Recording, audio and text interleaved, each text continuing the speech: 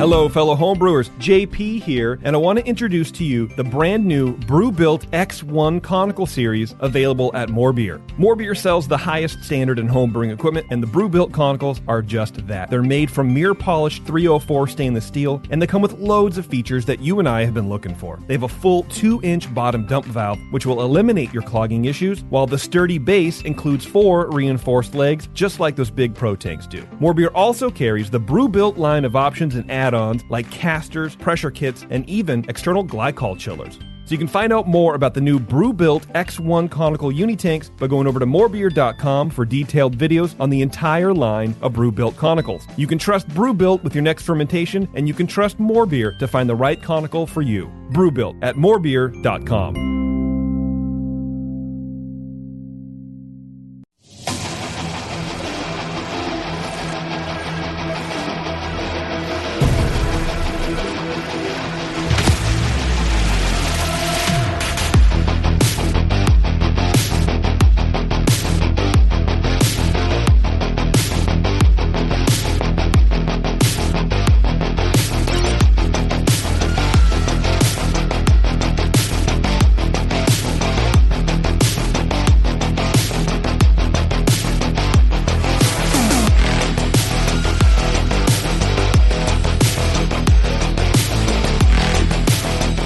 Good day, folks. Welcome to the session. I'm your host, Justin Crosley. We are back in the studio again and excited.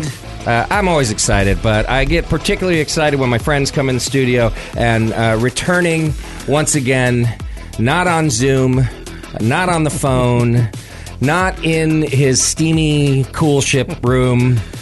Vinny Chilurzo from Russian River's back with me. Justin, how are you? I'm doing great, man. It's good to see you. I heard we jacked up all your equipment on that cool ship trip. I only learned that from the last podcast. Because I would never tell you. I would never say that to you. But yeah, it could be a coincidence, but my mixer definitely fried after that. Sorry. It was okay. I thought it might happen anyway. A very humid room that... whose idea was that? Yours? I think it was. Yeah. I feel like I owe you $1,200. I did exaggerate. I got it fixed for $200, actually, so we're good. Okay.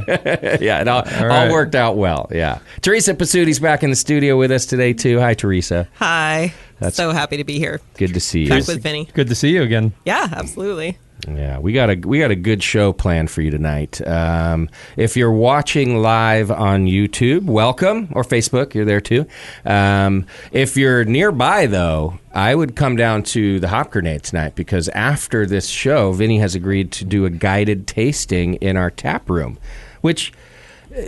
I'm such a slow learner sometimes. I've been doing this show out of here for 8 years. I've never had a guest go out and do a tasting after the show before.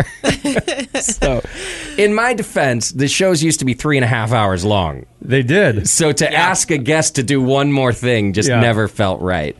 And now that they're short, I was like, it's certainly for our most popular breweries here at the Hop Grenade, I was like, it's really a crime to have Vinny sit in this fishbowl and then walk out the front door.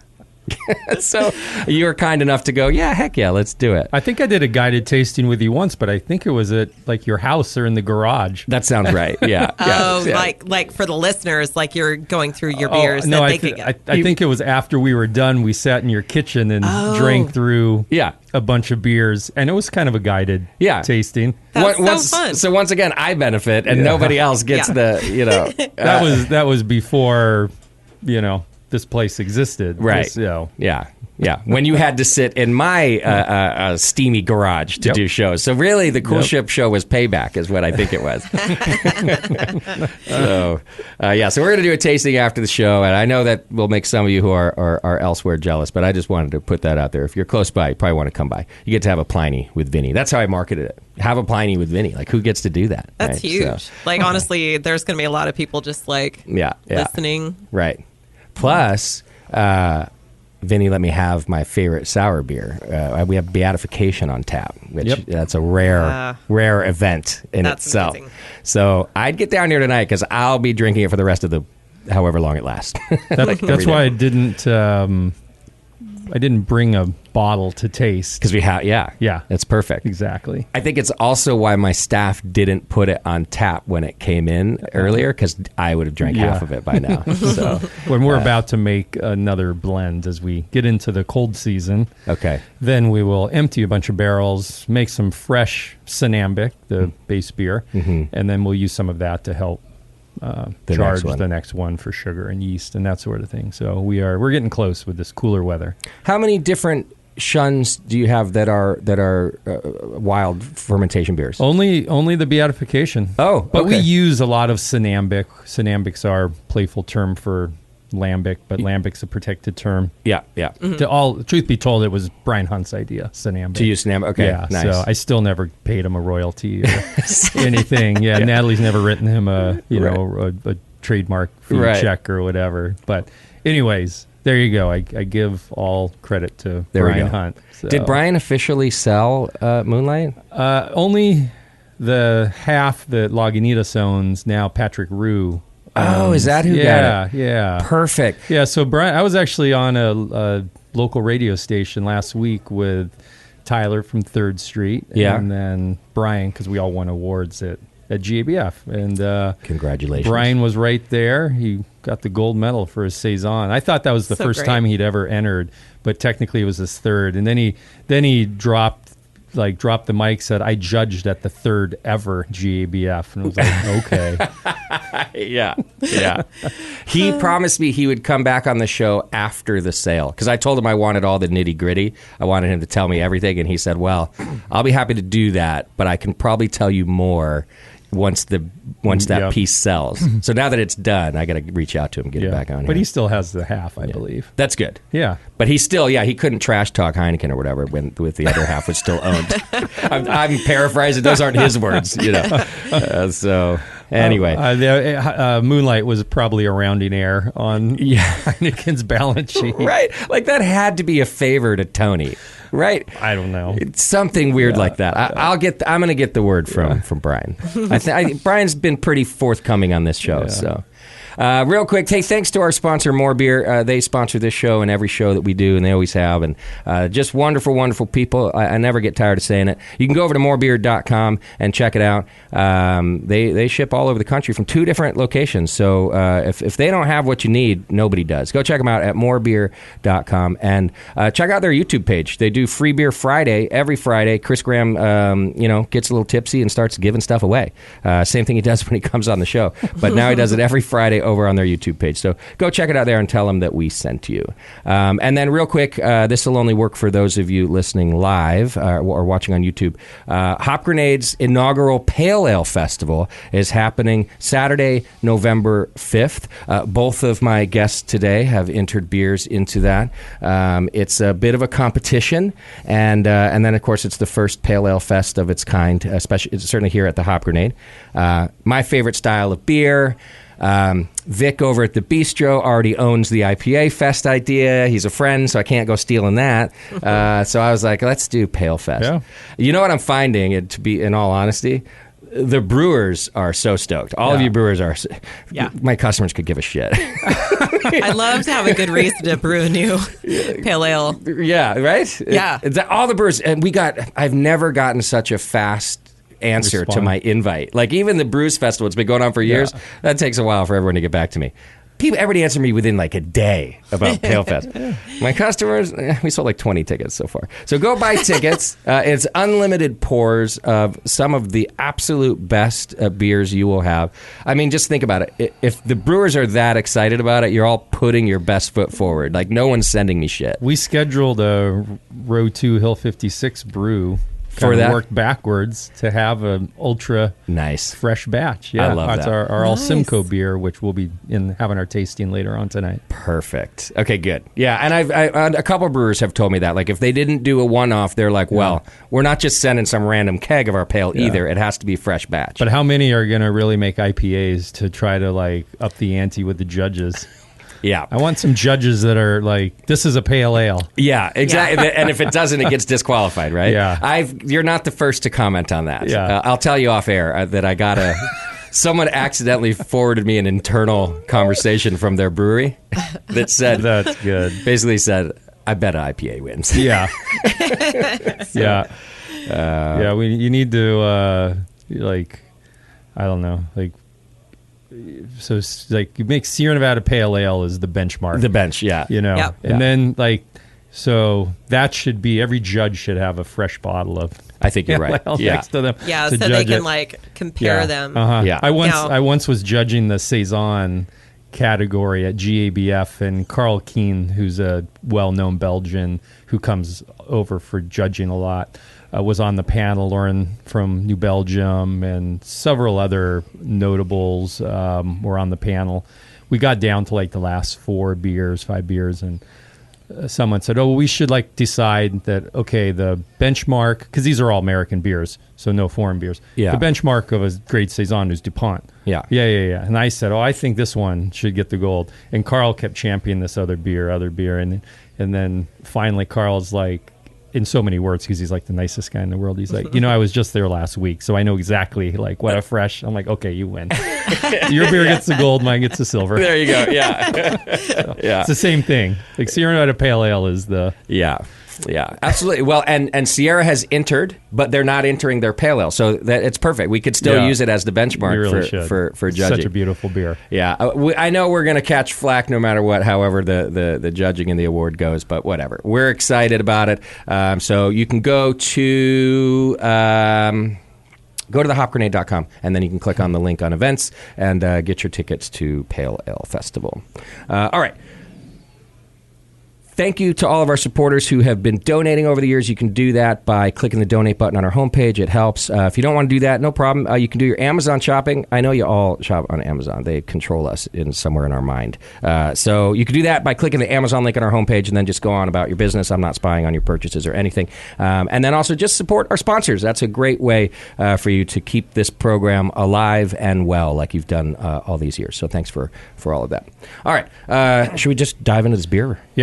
Yeah, so we had to start drinking before we went on air. Agreed. So this is 2 beers in the glasses in front of us here in the studio. They're both Saisons, and the one on the left is called Robert. Okay. It's just an old school, classic, Yvonne DeBates from De La Seine would say modern Saison. Okay. Doesn't have any acidity, doesn't have any Brett.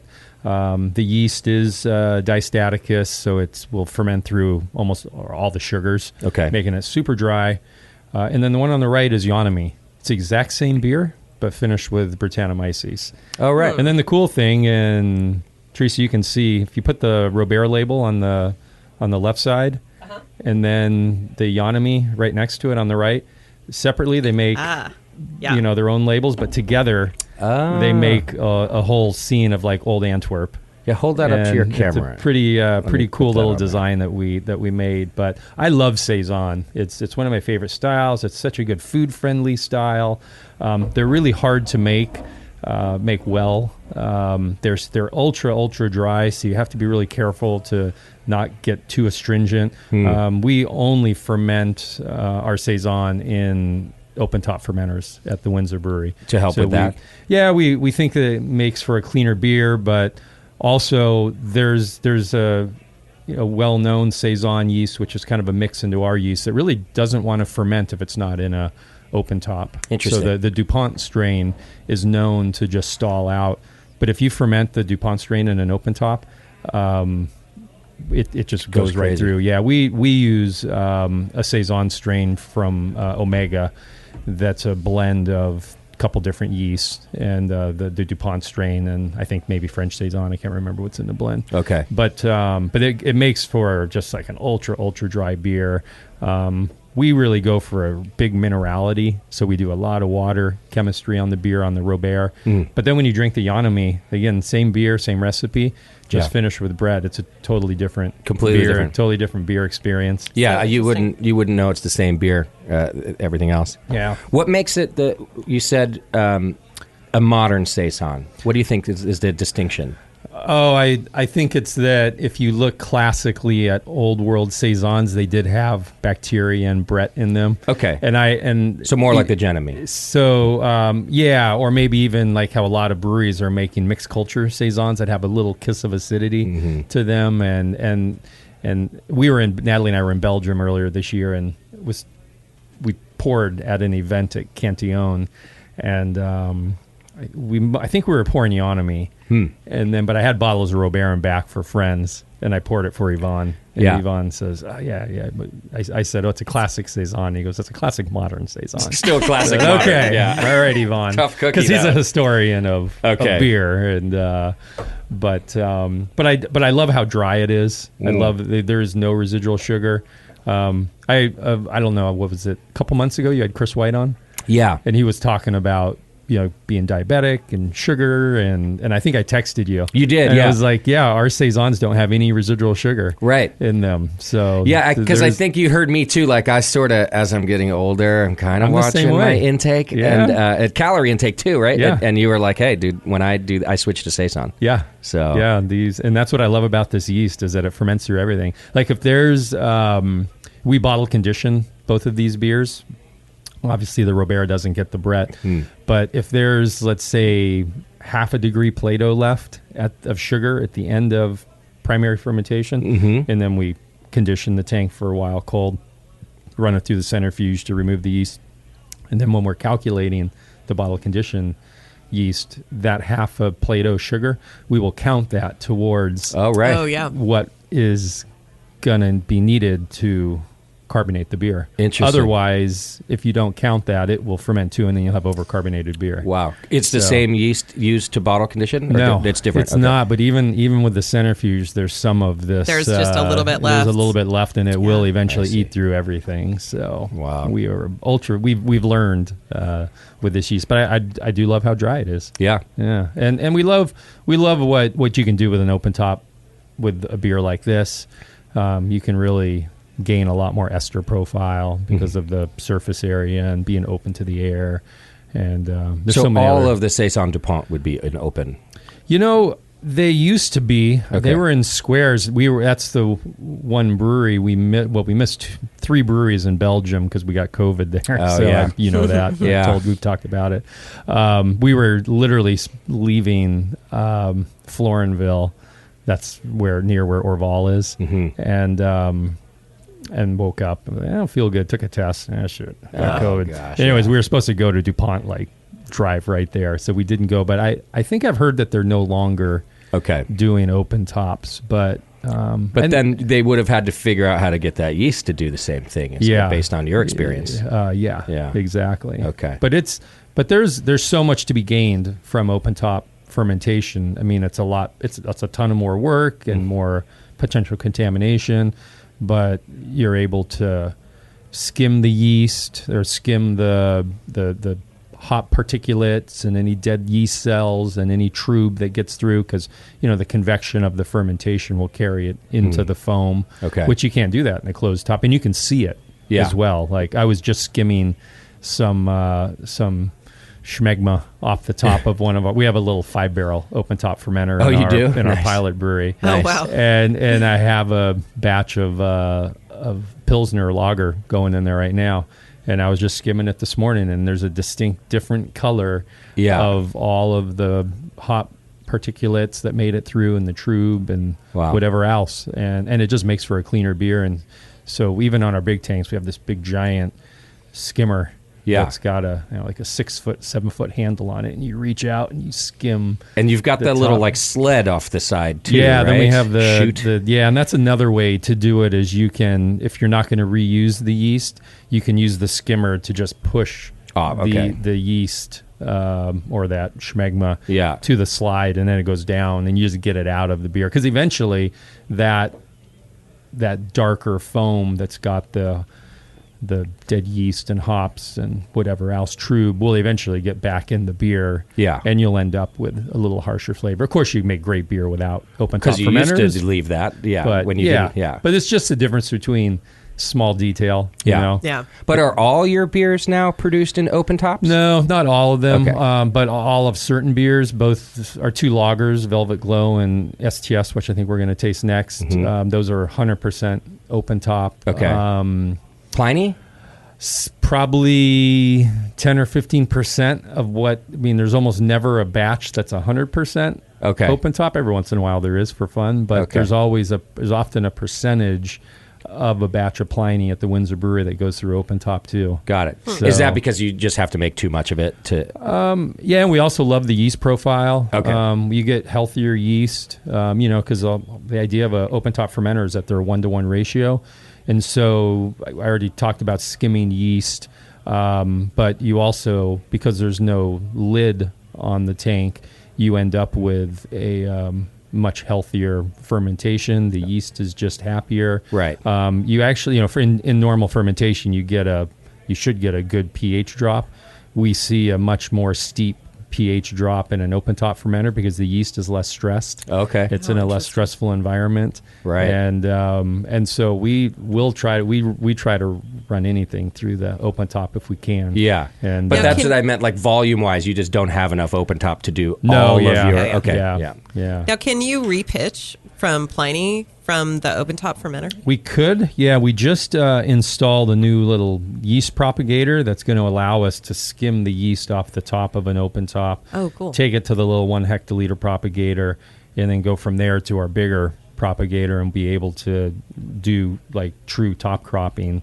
But it's true what they say, that lager yeast is bottom fermenting and ale yeast is top fermenting. When you skim the foam off the top of Velvet or STS, there's not a lot of yeast in there. Oh, right. Yeah. Oh, wow. It's just junk. It's just, or it's just foam. Yeah. Okay. Yeah. But it's beautiful. Yeah. I mean, I think I have like 300 pictures on my phone on just all open top. Nice. and any brewery I go to that has open tops. We were in Denver at this newer brewery called Cohesion that's making, when we were at GABF, that's making all Czech lagers, and he primary ferments everything in open tops. He didn't have everything in tanks, and I'm taking pictures of them. Yeah.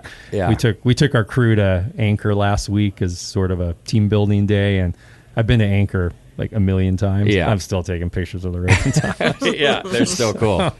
And I'm glad that you said that about the top fermenting and bottom fermenting, because I remember when I was home brewing in glass carboys, it all looked the same to me every time. It was it was still just moving around it so much. So I think maybe just because of it's a smaller volume. Yeah. But think of a carboy, it's probably a 1-to-2 ratio. So it's whatever wide by probably twice as tall, maybe 1.5. Yeah. I mean, you get to big giant tanks at super large breweries, or those are like missiles. Those outdoor tanks, those are probably like 1-to-6 or 1-to-8 ratio, but a well-designed open-top fermenter is a 1-to-1 ratio. It's as wide as it is tall. Yeah. And the yeast just absolutely loves it. You also blow off more of the fermentation, like byproducts of fermentation, because if you think about it, a tall, skinny tank, the CO2 has a much farther distance to travel to scrub out those phenols and whatever negative flavors that fermentation creates. Yeah. And in a wide, squatty, short tank, the CO2 doesn't have to travel as far, and then there's no lid on it, so it can just escape. Right out. Because we even think about the bucket of water on a closed top fermenter. You want to have the most minimum amount of water in that bucket. Yeah. Because it's still pressure. Because that's still pressure. Yeah. So 28 inches of water, let's say from the bottom of your blow-off hose or tube, let's say you have 28 inches, that's 1 PSI right there. I see. Roughly. Wow. And so but if you think about it, you go to breweries and you look back, like a brew pub that's, the bucket's full completely, or maybe it's full of yeast and schmutz and whatever that blew out the top. Yeah. And all that pressure is there. It's a 32-gallon trash can or something. Never would have thought about that. Because you just feel like, hey, sanitation is what's key here. Fill it up and walk away. Yeah. Right. So we're even looking at that on our closed tanks. Okay. But that's one of the differences between open tops and closed top too, is that in an open top there's no lids. So yes, there's zero pressure that's even pushing down on that beer, whereas in a closed tank, even if you have it, to a blow-off bucket like all of us would, you still have some pressure with all that beer that's stacked and the up bigger on the top. tank, the more pressure. We even recognize that in our little brewery. Like, some of the beers will behave differently if they're in a 15 barrel versus a 45. Yeah.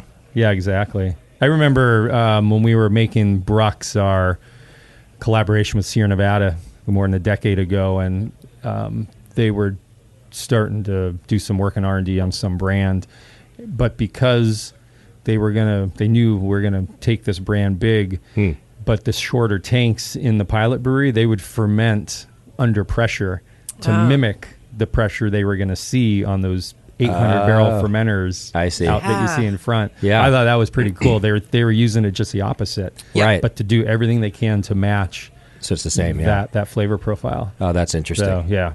So, anyways, I could talk forever about Open Tops, and I love them, and we just put in this little small mini 5-barrel one on our pilot brewery. I got to see that. That's funny. Yeah, that looks like it's cute. Did you have it built by the same people who built your big ones? Absolutely. Yeah. So Natalie, is it just a mini version of them? It is, yeah. It's got the CAP ring and everything. Oh, that's cool. Natalie's like, do we really need this?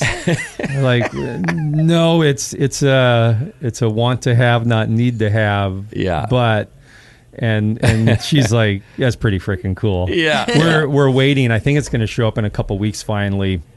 But one of those chef's demo mirrors.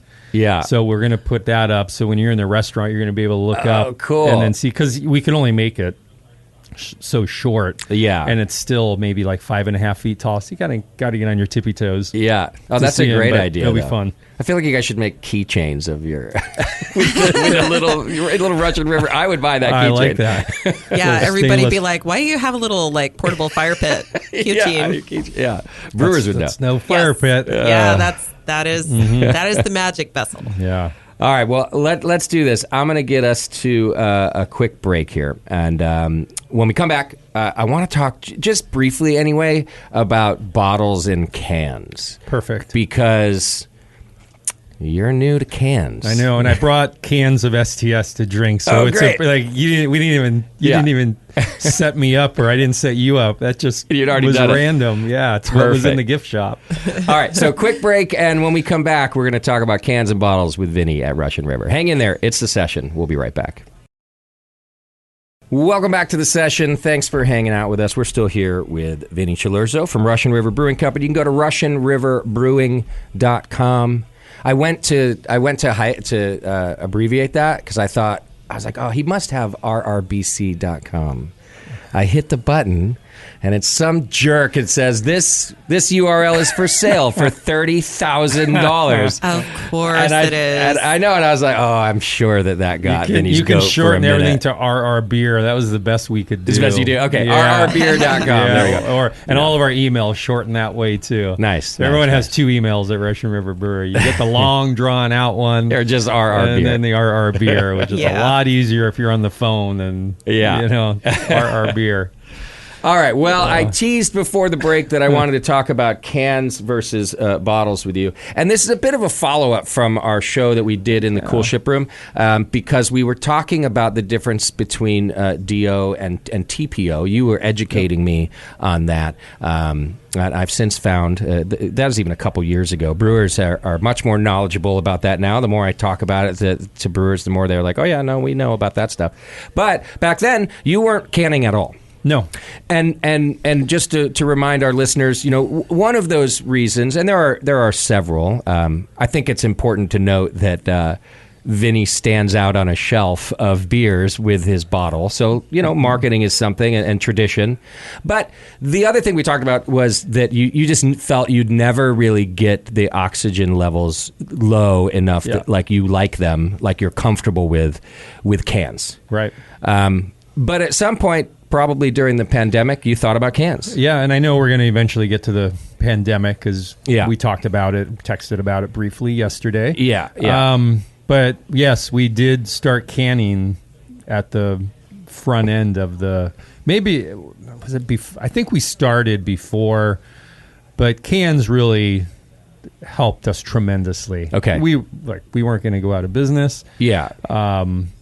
Whole Foods in particular was very, very good to us. Okay. And we hit the sweet spot with independent markets like Whole Foods being our biggest, off-premise chain. But, at the same time during the pandemic, we were able to send kegs of beer to places like Hop Grenade and Toronado and all tons of accounts that were able to do growlers and crowlers, and that helped too. Yeah. So, but you bought a canning line?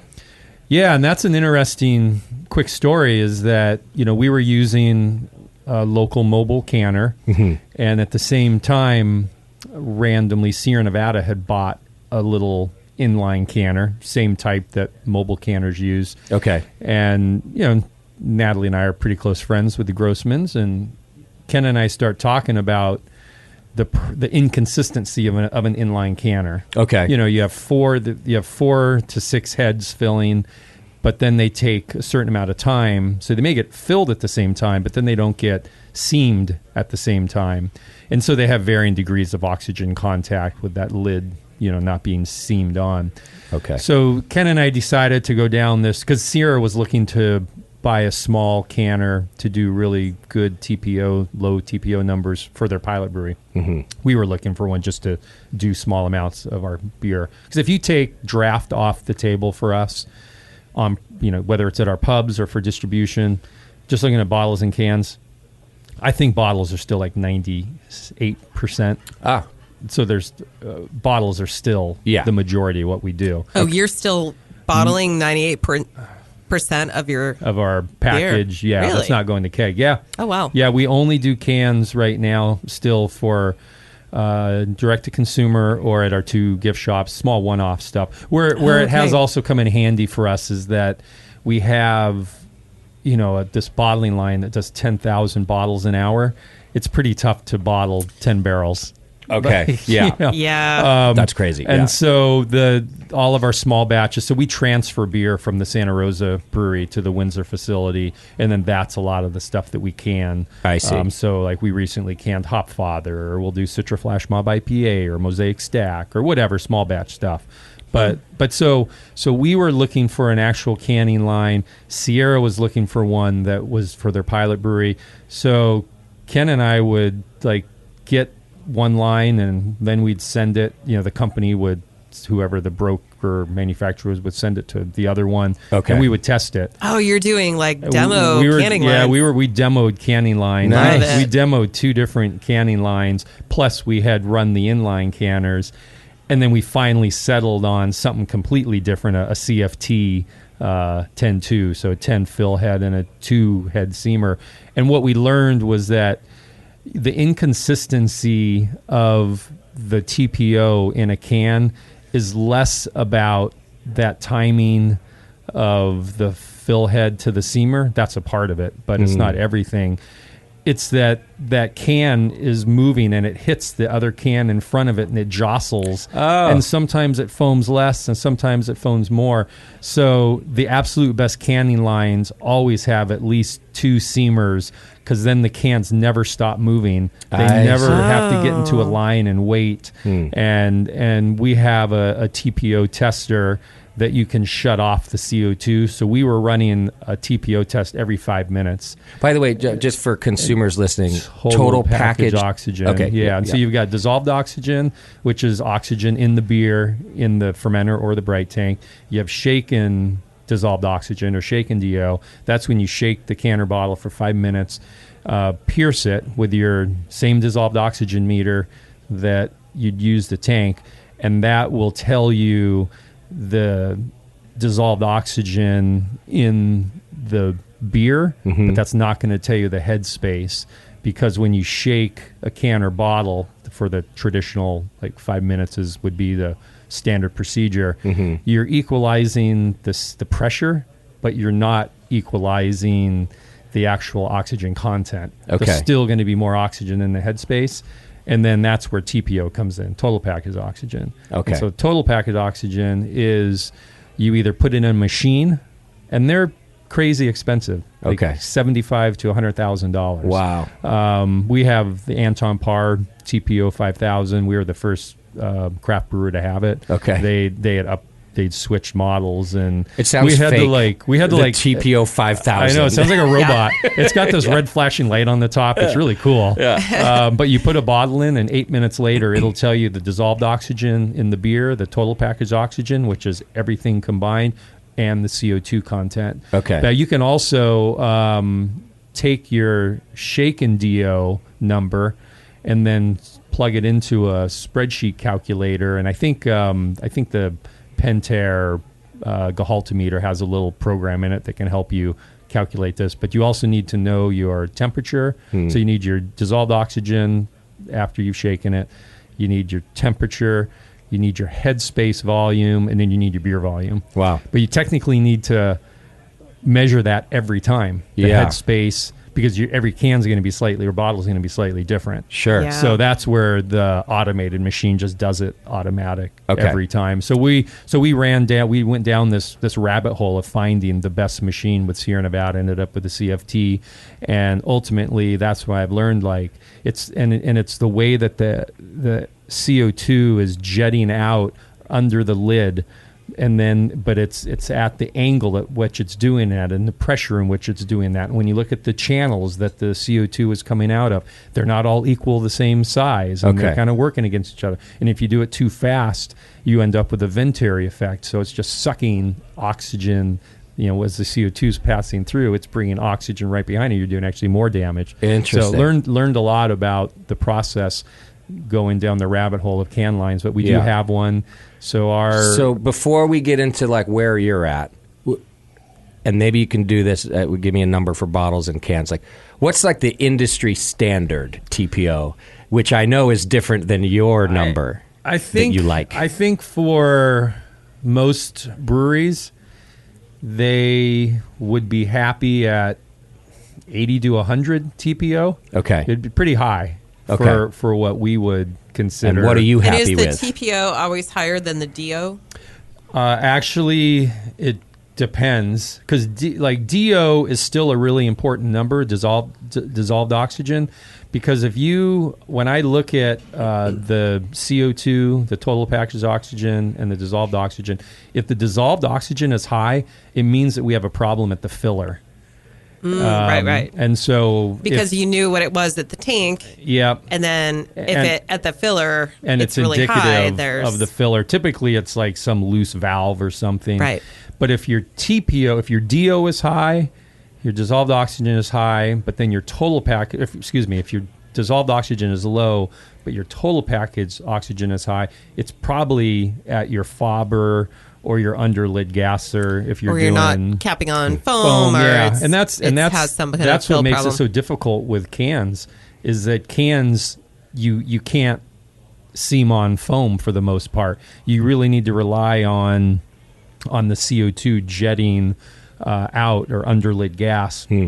And then even so, if you are foaming up either in a bottle or a can, you want the bubbles to be as fine and small as possible. The larger fisheye bubbles, as they call them, are full of oxygen. You need to get those things out. And if you think about most bottles, they're tapered. So, of course, they're going to push the foam out, and they're going to be it's going to push more oxygen out. And thus, bottles, all things equal, will always have a lower TPO, which and is with why less effort. is why I've always believed in bottles. Granted, I do see cans. They're convenient. You take them to the beach, blah, blah, blah. Once you seam a can, it is completely sealed. Okay. Albeit if you're using an inline canner that has really bad TPO, you're now trapping all that oxygen in there as well. But that's going to happen no matter what if you have a bad filling situation. So what's your number for bottles that you like? So bottles, we're trying to be 20 to 25 parts per billion TPO. Right now, cans, we're 40 to 50 is where we want to be. Okay. And we're, the thing about the problem we were having with inline canners is that we were having these random cans of 250 or 300. And that's just the ones that our lab was catching. Oh, yeah. And then the next one would be at 60 or 70, and then every once in a while we'd get a 30 or 40. I would rather be consistently bad or consistently good, so that it's but these random cans kept me up at night, and that's ultimately why we did the sharing with Sierra, with Ken, because we knew that the two of us together, our teams were already friends. Our packaging manager used to work at Sierra, so there was already this relationship there to get it right, and we just shared everything, and then we finally made a decision together. So let me ask you this, and I've probably asked you this before. Because you encourage, at least with hoppy beers, right? With Pliny, you encourage everybody to drink it right away anyway, fresh. Yep. So who cares between 25 and 80? Right? That's you see what because the whole point is shelf stability, right? Is that the point of getting rid of oxygen? It's a part of shelf stability. For me personally, I say that low TPO is our religion. Okay. That's like the backbone of what we do. And if I was to say to our brewing team, well, what's the difference between 25 and 30? Then it's like, well, what's the difference if I flush the line enough, or you know what I do. I do. Well, then let me ask it a little different too. Drinking Pliny a week out, will I, as a consumer, taste a difference between? If I was a very savvy consumer, between 25 and 80? Or are we always talking like, this is more like a month out? If it was kept cold? Yeah. A week out, maybe a hair. You'd have to really, we drink a lot of Pliny at the brewery. Yeah. Maybe we would, probably not. But the deterioration of a beer can or bottle goes down much more quickly after with a high TPO and not kept cold through the entire chain of distribution. Sure. And of course, I'm not advocating that you should not care. I'm asking because it's a very expensive endeavor that you've embarked on. Like making that the brewery's religion is an expensive decision too, right? Yeah, and we use a lot of deaerated water to flush our lines. So instead of flushing with like if a young to be brewer comes to me and says, "Give me a piece of advice." I was like, okay, well, what category? Business, whatever. Okay, let's assume you have great ingredients, sanitation. I would, if I had to look back and things that I would have purchased sooner, I would have purchased a dissolved oxygen meter. I would have bought an extra tank to be able to make batches of deaerated water, and then you can use deaerated water to flush your lines instead of pushing it with CO2. So we have a whole system that makes deaerated water. Wow. So the water goes down this pretty small column, and then CO2 bubbles up, and it's packed with stainless steel. And then the free oxygen gets out, and then that water goes through a heat exchanger, goes to a tank, and then we have a loop through the whole production brewery. Wow. That's deaerated water. Okay. And we'll use that to flush lines because you can pack the line completely, and that deaerated water also goes through a UV lamp, and so the UV lamp keeps the water sterile. Wow! So you're not using it just to like not waste beer. You're actually like displacing all the air or like CO2, whatever. You're not trying to purge a line with CO2. We don't even purge them with CO2. We just after we run peracetic acid. Yeah. Because if a little bit of peracetic acid gets into your beer, you're going to oxidize the entire tank. And so you end up dumping a bunch of beer down the drain just to make sure. Yeah. And then, but if a little bit of deaerated water gets into your beer, it's sanitized. We call those Jesus units. Okay. Yeah, even better. So let me ask you, actually, for my own edification here. So I have a bright tank I don't often use. Yeah. How would I deaerate my water with no specialized equipment? Yeah, you would just take hot liquor water and pump it into, and it doesn't even have to be full. Yeah. You could do whatever volume. Yeah. And then bubble CO2 through the hot water. Okay. And then the water already hot is going to have removed some of the oxygen. Most of the oxygen. And then you bubble more oxygen through it. And then cool it down. Some would say do it through a carb stone. I think you do it through the bottom either way. And then you end up with water, and then it'll cool. You cool it down.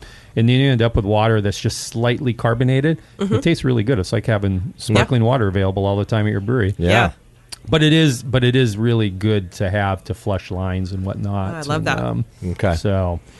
All right, I want to talk STS too, but as a summary of this and the expenditure on it, I think I've said this before too.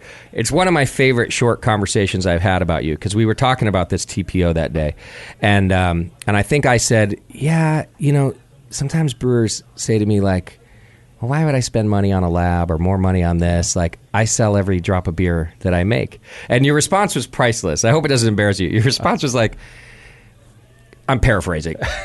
Can't wait to hear what my answer was. This is the way I heard it.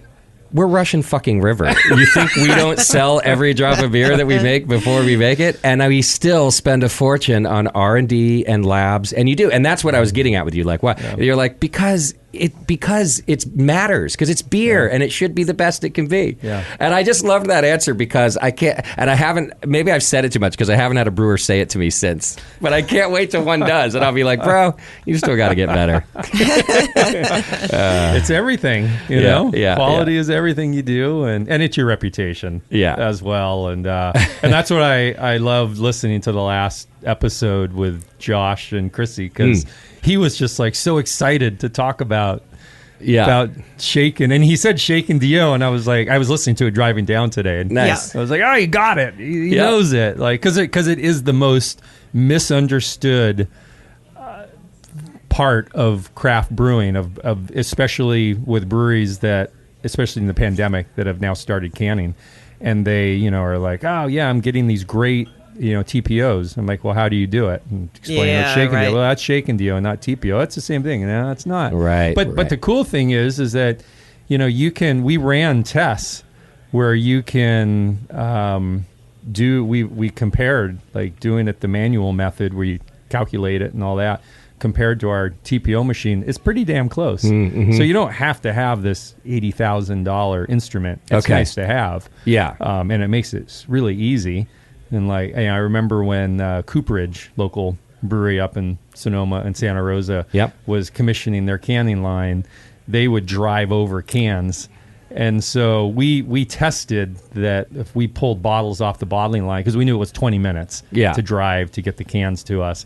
So we did a test with our own beer, pulled the bottles off our own line, waited 20 minutes, and then ran them. And then we'd also run them at the right when we pulled them off. And we said, okay, well, because if your beer is really active, it'll just start taking up the air right away. Okay. And so we know we get 10 part per billion pickup, whatever it is. And we would just add that to the numbers that when Tyler would bring Cooperage, beer from Cooperage. Okay. So, to really get down to it. Yeah. Yeah. So how long would it be if it's like an hour and a half? Yeah. Just kidding. That's how far that's a lot. Crooked Lane is. That's how far it is to Russian River from Crooked Lane. But all right, we got a couple beers in our glass. One of them, one of my favorite beers on the planet, STS Pils. Which is unfiltered Pilsner? Yeah, it's a Keller-style Pilsner. Okay. Using all Weyermann Pilsner malt, a little bit of acidulated malt from Weyermann.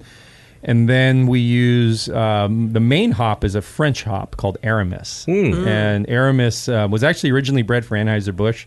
And then when InBev bought AB and they became ABI, they decided not to use the hop. And our good friend, Dr. Val Peacock, who is the hop guy from Anheuser-Busch, he took the early retirement when AB sold. His friends, the French hop growers, were like, well, Val, you helped us breed this. You told us to grow it. What now? Now you got to help us sell it. And so he went around and Val talked me into using it. And that was, I think, 2013 or something when we started making STS. Okay. So now it's like our number 3 selling beer. Is it really? 3 or 4, yeah. Oh, it's wow. one of our top selling beers. And you do this all in open fermenters, yeah, too? It's 100% open top. And here with a lager, you really get the delicate nuances, the difference between, good and great. Yeah. Of course, you can make really nice lager in closed tanks, but just the ability to skim and we're still doing all kinds of work, on this beer. We do kind of push this through a little bit faster than we'd like to. But it's also, I purposefully made this a Keller style, knowing that on a 5-week beer, it would then go into the bottle or now can or keg with some yeast. So it kind of continues to lager. Oh, right. Yeah. Okay. Yeah.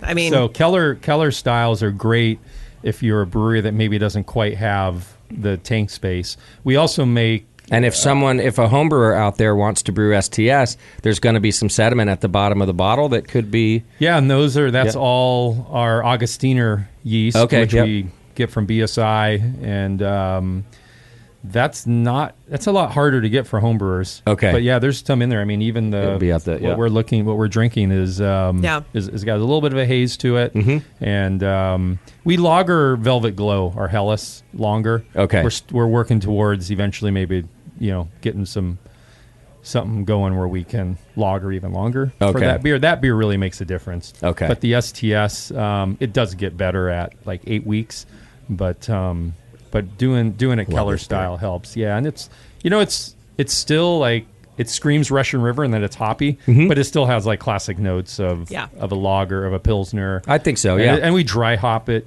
just a little bit, quarter pound per barrel, but we dry hop it cold at 42 Fahrenheit, so it's not like an IPA dry. When you hop guys aren't doing lager tanks for this, it's a. No, I would love to have some horizontals someday, but right now we go open top. And then we rack to the closed top fermenters, finish fermentation. We finish fermentation, cap it, dry, drop the temperature, and then once we hit 42, we dry hop it for a couple days, dump the cone, and then get it down to 32, lager it for another couple weeks, and then we're off to packaging it. Okay. So, but we make it year round. And what do you think about this next to Pivo Pils? Well, gosh, we were drinking this together earlier this year when we were making Stevo. Okay, yeah. And down at that's right. I forgot about Stevo. Well, now Matt has made a whole series of that. I just had Sevo, which he made with Humboldt seed the other day. That's cool. That Humboldt seed Sevo was pretty damn tasty. Yeah, I heard Matt talking about some other collaboration he did with someone. It was some other play on that. So he's making a career out of collaborations with what else Pivo. does he have to do? I'm a huge Pivo fan. It was one of the influences on this. As we hone in this beer and Velvet, we're looking to Germany a lot for those intricacies that the Germans use. Yeah. So. Well, and Helles is getting a little bit of buzz. We've had more Helles on tap here in the last year or so than ever because craft brewers are kind of getting into that style, which makes me so happy. Yeah. I mean, back in 2005 when I started the Brewing Network, I had just come back from Germany and had my first Helles ever, and it just kind of changed my life, really. And I remember going like, I wonder why craft brewers aren't into this. It has a cool name. Like, it seems very marketable.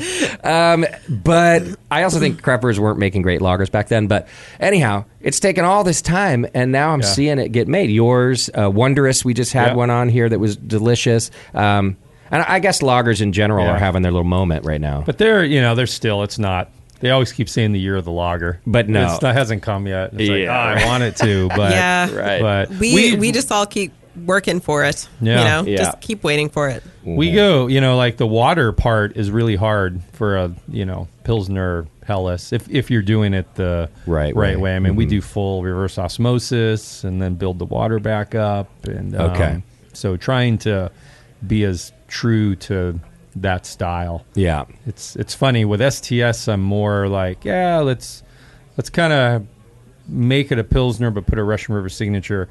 The Helles with Velvet Glow, I really want it to be German classic style, and so we're and that must be Augustiner yeast too, I'm guessing. That's Augustiner, as well. That's my favorite Helles. One lager yeast, and this next batch, we just keep making small tweaks too, and in our sales team is liking having it available more and more, and they're asked. We jokingly call it our national sales meeting when all like 6 of our sales team come up to the brewery, and they're all like more Velvet, yeah. So that's so awesome.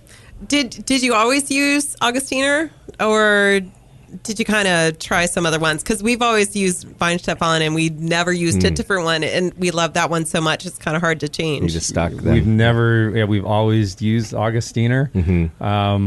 This pilot batch, this R&D Pilsner I made last week was the first time I've ever used 3470.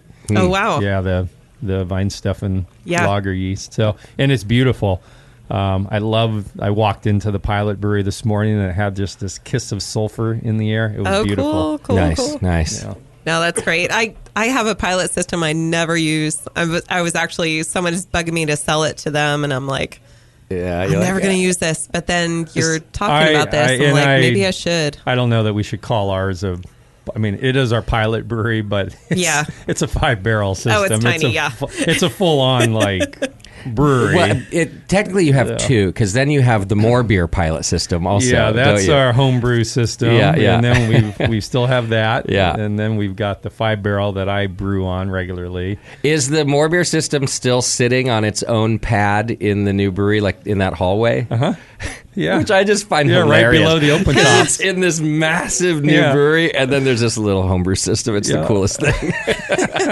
I took pictures just to send to Chris Graham when I saw it. I got to get us to a break here shortly, because I've got at least one more topic I want us to get to before we have to go. And I thought, we can just talk about Pliny briefly, because I think it'll lead us into the next topic.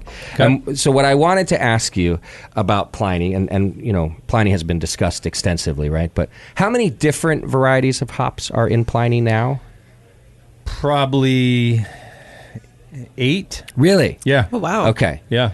And that's what I remember from. So perfect. So when we come back from the break, I think we're going to talk more about hops, because I mentioned to you when we were discussing this show that with the beers I see come through the Hop Grenade all the time, I see far less varieties used in a single beer, but far more hops, obviously. And I think that, by the way, I also think West Coast IPA is. Resurgence isn't the right word, but I think maybe hazies are going to stop being so popular, and people are remembering West Coast IPAs. So I wanted to talk about that, because I want to talk about how brewers are using hops now compared to Pliny. Yeah, I get mad when people say, oh yeah, West Coast IPAs are making a comeback. I'm like, they didn't go anywhere. They didn't go anywhere. Yeah. And I don't think they went anywhere. But the discussion now seems to be turning all the haze bros are maybe starting to realize that West Coast IPAs are just as good or better. Yeah. But anyhow, I wanted to talk about that because it's still probably the most popular double IPA on earth, yet it bucks the trend of, you only need Mosaic and something else and you're done. It's pretty bitter, too. And it is. No auto-tune here. Yeah, exactly. All right, so we'll take a real quick break, and when we come back more with Vinny, we're going to talk hops, we're going to talk hop creep, and maybe a little bit about new hop technologies, too. Hang in there. It's The Session. We'll be right back.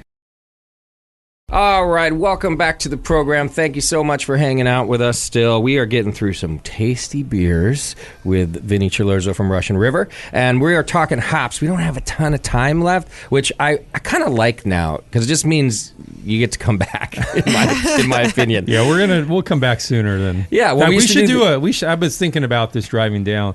We should do a younger... something or other. I don't know what. If you're not that busy already. Because we're doing our in-person younger event at the pubs. At a later date. We made that permanent. That was a so COVID you're splitting the Windsor and the pub events. So the in-person events at our two breweries will happen at the end of March into April. Nice. But for all of our accounts, like the Hop Grenade, Toronado, they will still get their beer in February, middle of February. Oh, beautiful. Yeah, and so that's great. So last year, or earlier this year, Natalie and I were able to get out and go to a few of our accounts, and this year we're going to make a really big effort to go to a bunch more. Oh, that'd be great. So it's a lot easier for us to get out. And you know what? It is so much easier on tank space in the brewery. I bet. Yeah. You're why did we do this? Because we have half as much tanks tied up for Younger, and Younger's like a 6-week beer. Right. That's such a win-win. I mean, it's a win for retailers. It's a win for the brewery. Yeah. You can sleep. Consumers can technically get it twice if they want. Sure. Yeah. So, anyways. Okay, that's a good idea. Yeah. So then we can do more hop stuff. But I want to talk a little bit about it. And let me start maybe by asking you this. So just before the break, you mentioned, 8 different hops in Pliny. And as I've said, one of the most popular double IPAs, if not the most, on earth. But these new kids, Vinny, they're making all their beers with 2, maybe 3 hops. Do you make any IPAs like that now? We do. Mosaic Stack and Citra. Okay. Flash Mob IPA. Flash Mob, okay. Yeah, Citra Flash Mob, just because 100% Citra tastes like Cappy. And those that can do 100% Citra, well, I take my hat off to you, because it's a really hard hop to do 100% with. and I can't remember. I think there's a little Amarillo in Citra Flash, and one other hop that I'm spacing on. But and then Mosaic Stack is like 90% Mosaic and 10% Simcoe. Okay, but there it's legally allowed because most people don't know this, but Mosaic is Simcoe's daughter.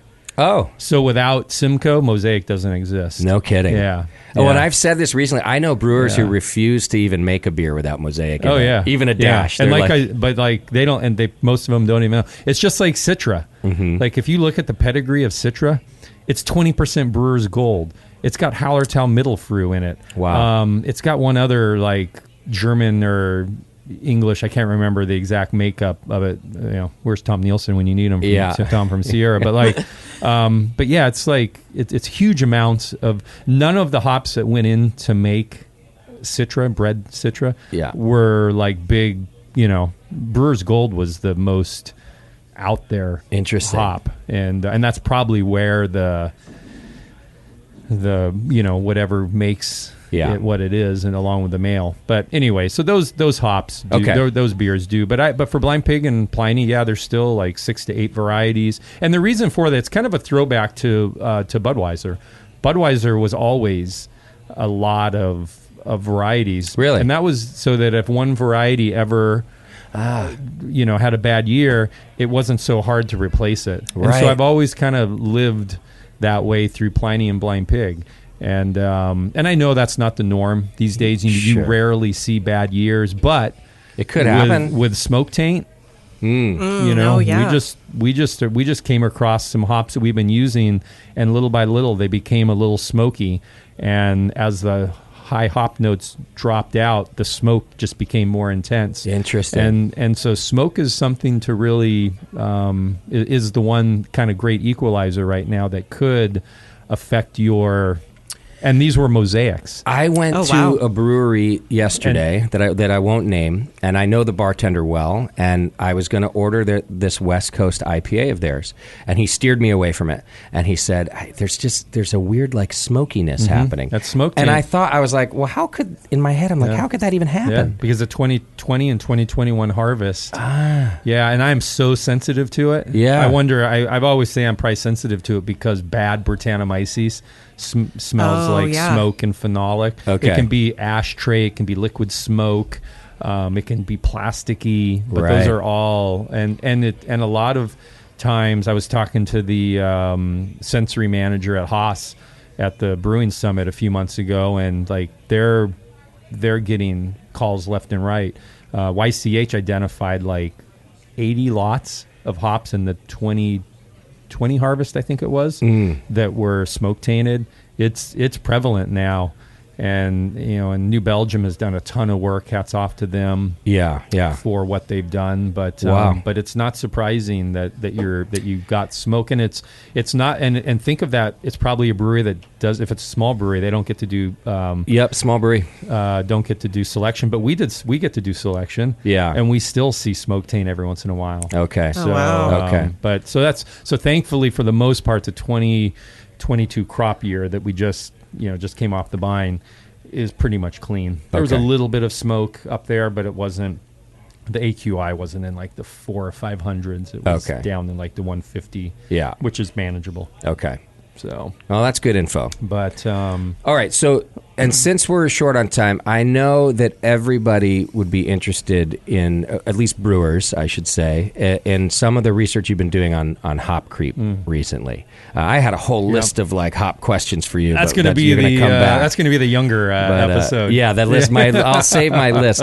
But you said something interesting to me when we were talking about this show, that you've been researching much with hop creep, which everybody is worried about and trying to figure out, and it's just such a mystery.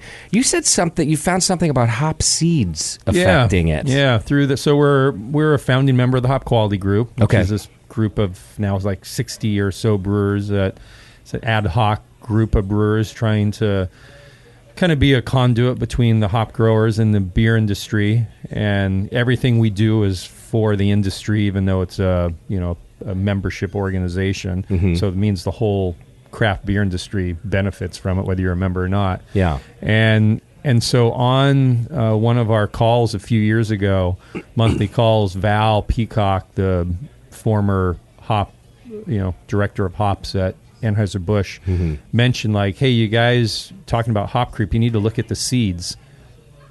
I said, interesting. He goes, I bet you're going to find the enzymes are in there as well. Oh. So, members of the hop quality group that use whole cone hops, there's not many of us. Deschutes, Sierra, us. And so... You're not all whole cone. No. We still use a ton of pellets and extract. Okay. So, you don't... Although, even in the pellets, it would be ground up seeds, wouldn't there? That makes it worse. Okay. So if you're dry hopping with whole cones, you actually have less hop creep. And that was a part of our study. So we did an initial study of just 2020. Then we did 2020, 2021 combined. Same farms, in most cases, same fields, and then compared them.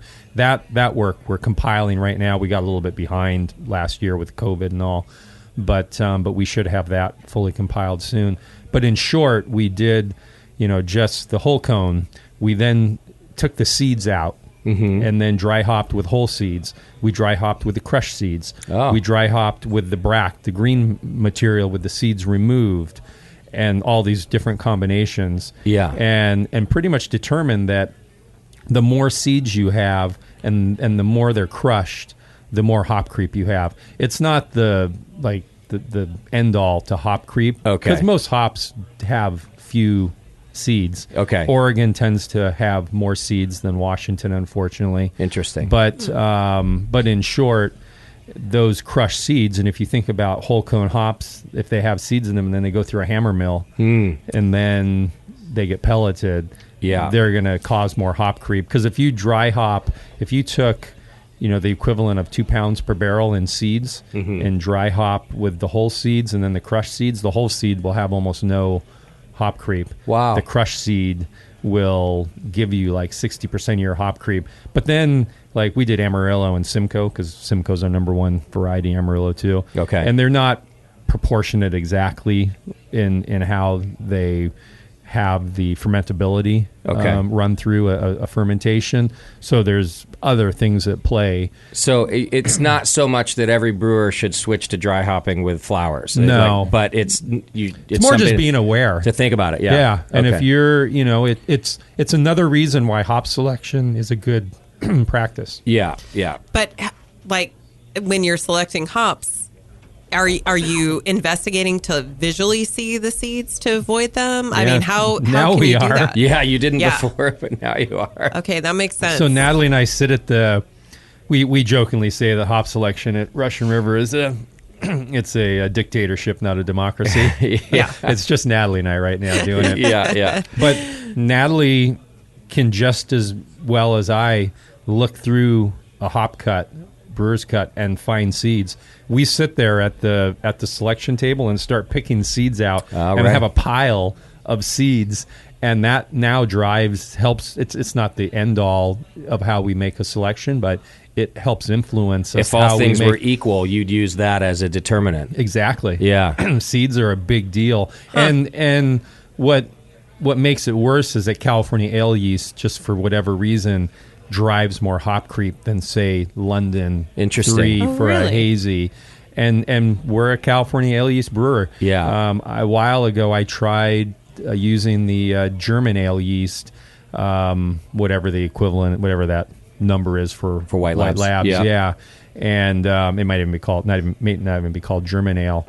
But I know a lot of brewers making beautiful IPAs with this German ale yeast. I brewed Blind Pig on our pilot brewery like 6 times, and I made a beautiful beer, but it did not taste like Blind Pig. Right. It's also a really fluffy yeast, and it doesn't settle, so it'd be really hard to manage in our situation because we're not set up for that. Right. Yeah. Right. But so yeast has a big part of it. Okay. Is a big part of it too. But more on hop creep on that hop. Yeah, we'll do that. Oh man. But I guess I do have one final question about that as it regards to Pliny too, because one thing I asked you and other brewers is like, why are we all of a sudden talking about hop creep? It's been hoppy beers forever.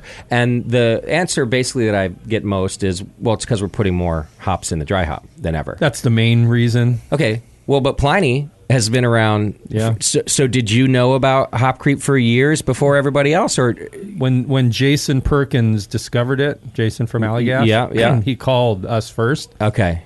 And we were just about to start building Windsor or design it, and I said, "Yeah, we have that happen." I couldn't explain it. Right. Okay, but didn't know why. Okay. Yeah, just curious about that.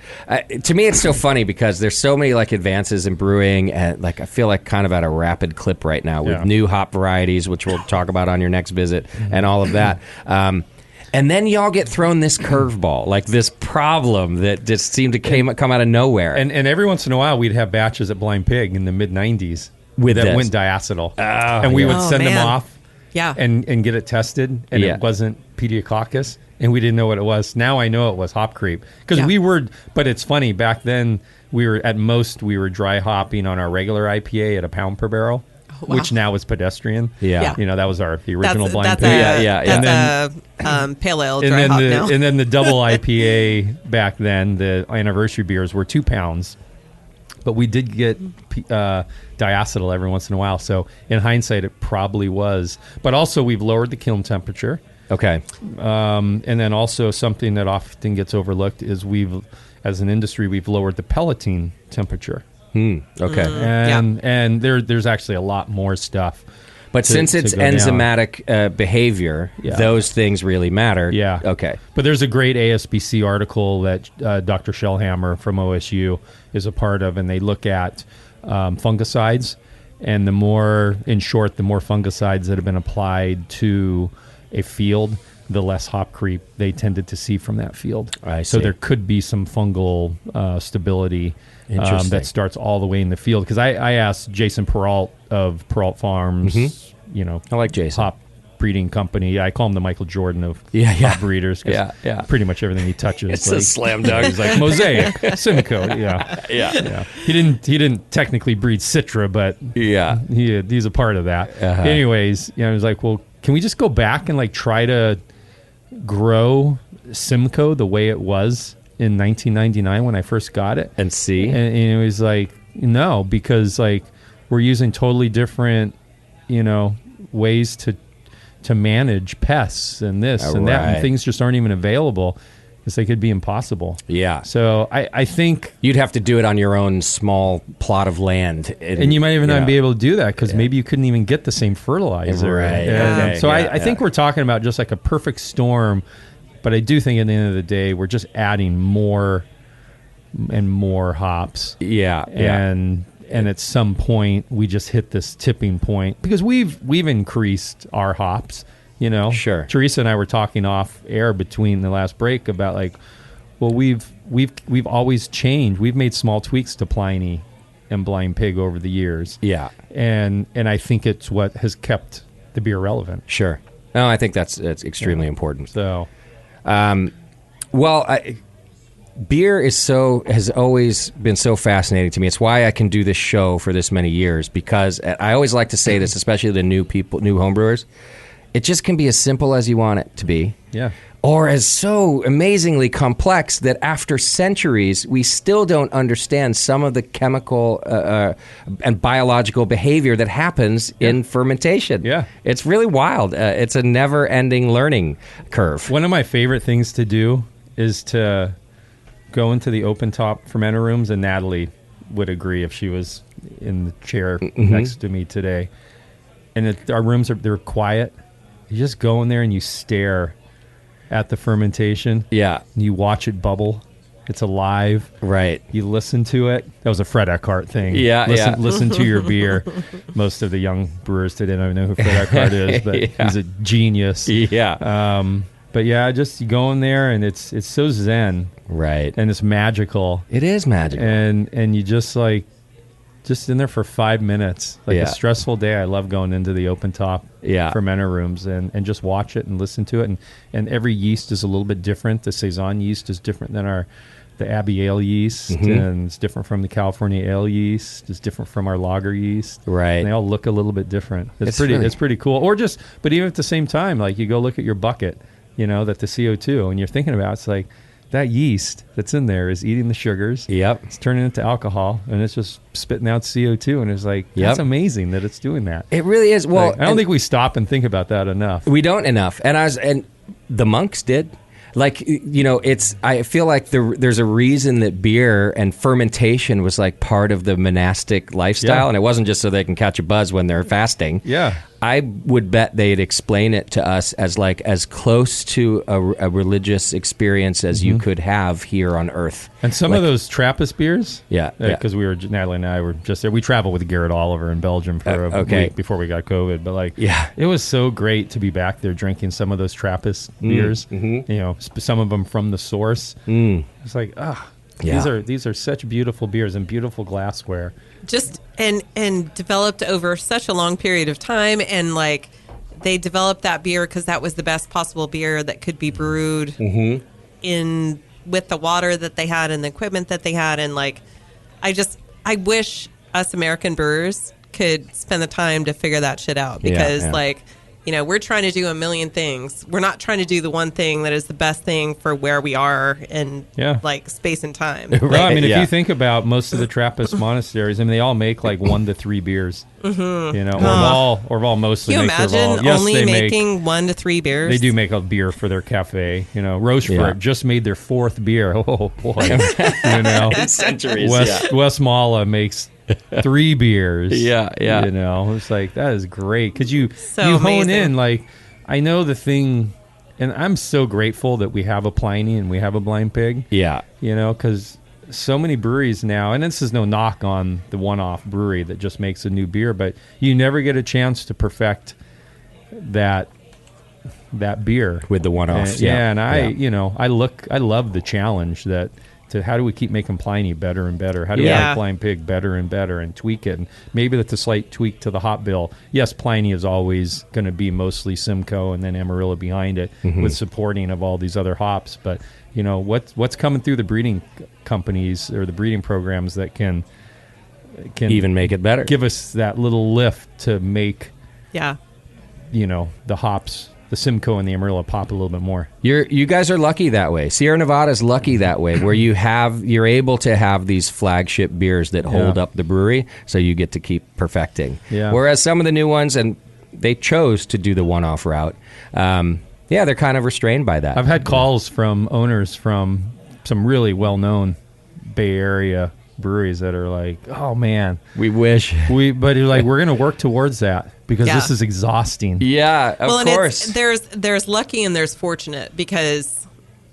you're making an intentional decision to run your business that way and have core beers and continually perfect those. I think it's really important for everyone to at least have a couple, at least have a couple that you go back to all the time to try to work on. Yeah.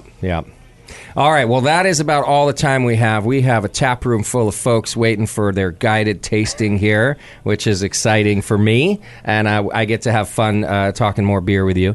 This is right on an hour and a half. Look at that. How much? I mean, we would have, at old days, oh man, this would have just been like halftime. Well, exactly.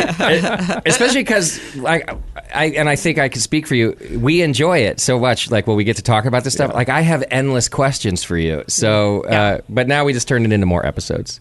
I can even come to you next time. We'll figure it out. Yeah. So thanks for being here, Vinny. It was great to come down. Please give my best to Natalie. I know she was watching today. She meant to be here but couldn't. And a little under the weather, but I got to see her for a minute at GABF, and that was fun. Good. But that's all right. She'll just another reason for y'all to come back. Yes, for sure. We'll do that. Yeah. And okay, so thanks for being here. Thanks for sharing all the beer. And then we're going to get to our tasting. Thanks for the beatification, which I didn't even have it yet. I've been waiting for your tasting to do it.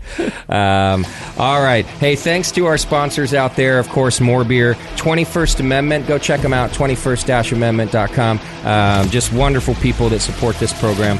Blickman Engineering, Williams Brewing. So many wonderful sponsors that are keeping this thing going all of these years, and we thank them. And I thank you, too, for listening. We've got more shows coming up soon. Altamont Beer Works will be on the program soon. One of my one of my new favorites. I got to really love their beer throughout the pandemic when They're doing good stuff. They do really good with. I mean, they have a control over their hop character like many brewers don't. So I'm excited to talk with them about that. We got them coming up and more here on the session. Teresa, thanks for being here, as always. Oh, my pleasure. Teresa, it's good to see you. Yeah. Really good to see you, too. Don't forget to go to Crooked Lane when you're in Auburn, or check it out wherever you are. Crooked Lane beers are wonderful also. In fact, Teresa just kindly brewed a tribute beer for a friend of ours who's turning 50. I'm excited to go try Solid Gold Wood next weekend at Crooked Lane. Definitely not a penis reference. No, it's not at all. It's a karaoke reference, actually. It's a karaoke reference, yeah. So I will be at Crooked Lane next weekend hanging out with my friends there. So thanks, Teresa, for all that you do. All right, everybody, take care of yourselves and your beer. We'll see you next time.